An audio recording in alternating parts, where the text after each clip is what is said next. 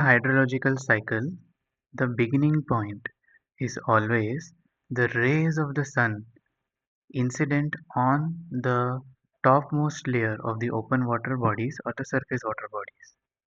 Whenever the rays of the sun are incident on the topmost layer of the surface water body, the water molecules in the topmost layer, they get agitated, they volatilize and experience a phase change from the liquid phase to the gaseous phase.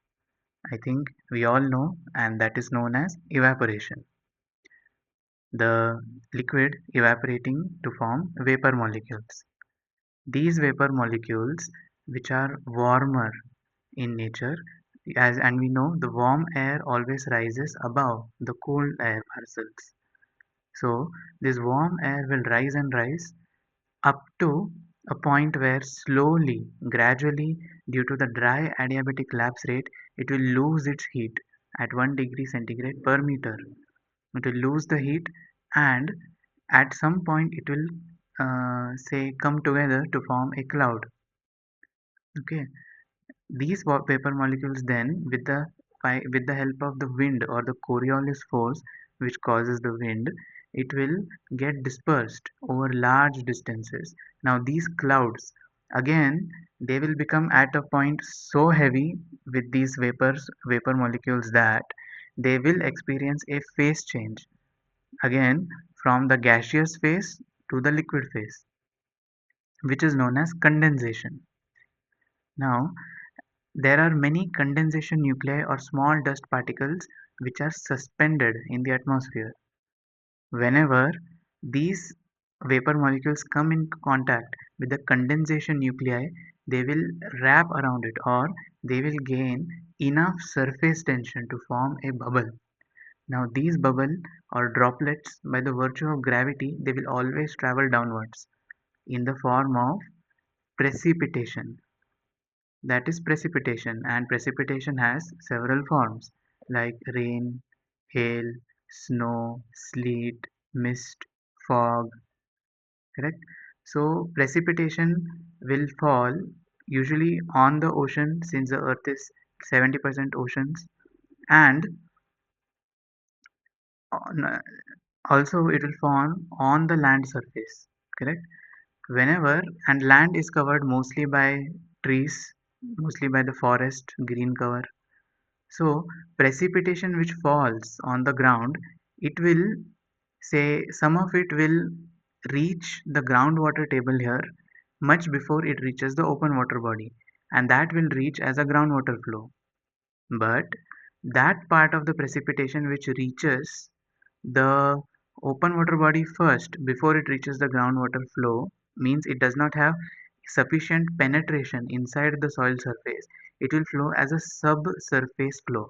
That is, just below the surface, it will flow in layers and ultimately reach the open water bodies.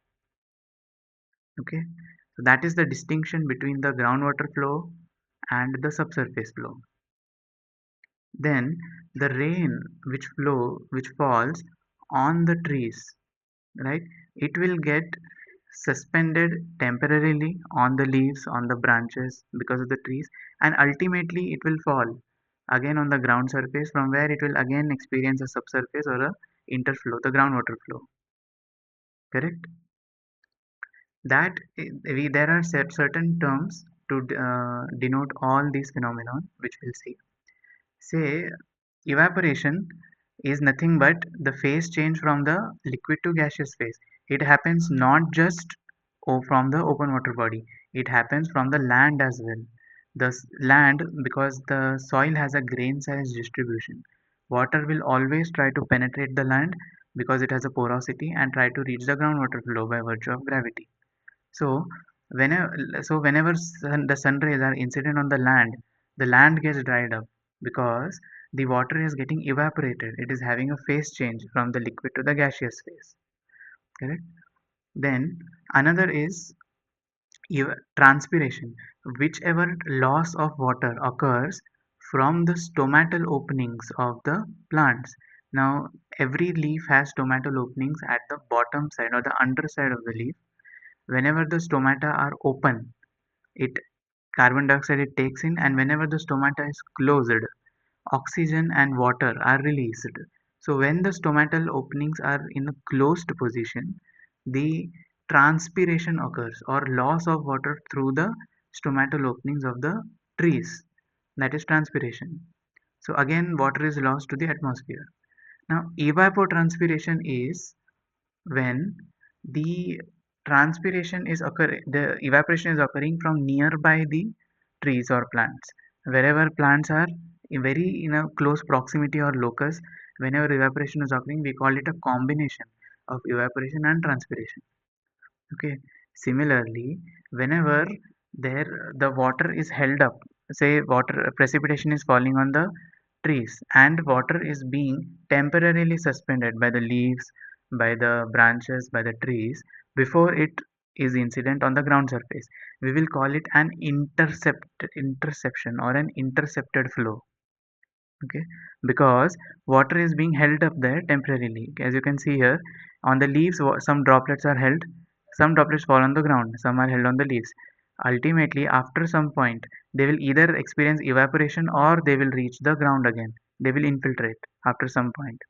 So temporarily suspension of water or precipitation is known as interception. Whenever water infiltrates into the ground, because the soil has a grain size distribution, it is known as an infiltration. Okay, and some part of the precipitation will flow as on the surface and reach the open water bodies. That is known as a surface flow. Whichever flows below the from the ground, we call it a subsurface flow. Okay, so as from I think what you are realizing now is the amount of water at any point in the atmosphere remains constant. It only changes phase from one form to another.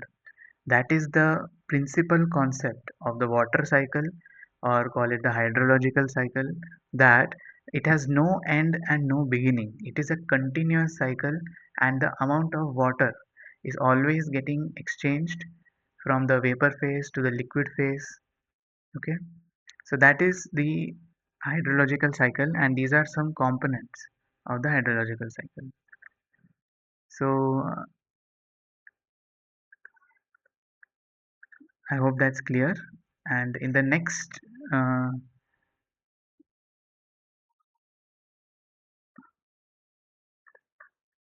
yes, I hope this is clear that we have seen these definitions. You can go through them: evaporation, transpiration, evapotranspiration, which is the sum of evaporation from the land surface and transpiration from the vegetation. It represents the total water transferred from the earth's surface to the atmosphere in the form of water vapor. Interception, we know. Interception when water is temporarily held up by vegetation, buildings, trees, terraces, canopy structures, roofs before it reaches the ground. That is interception. Infiltration is the process in water entering the soil surface and moving downward due to gravity and soil porosity. Now, what is runoff? Runoff is something which flows over the land. That is the surface flow, not the subsurface flow. That portion of the precipitation which flows over the land and ultimately it reaches the open water body. Okay, and when does it occur? It can only occur because when the soil it is relatively impermeable clays, it is a rock strata, hard impermeable soil in which water cannot penetrate. In those cases, water will flow over the land and directly into the open water body without appreciable infiltration or evaporation also.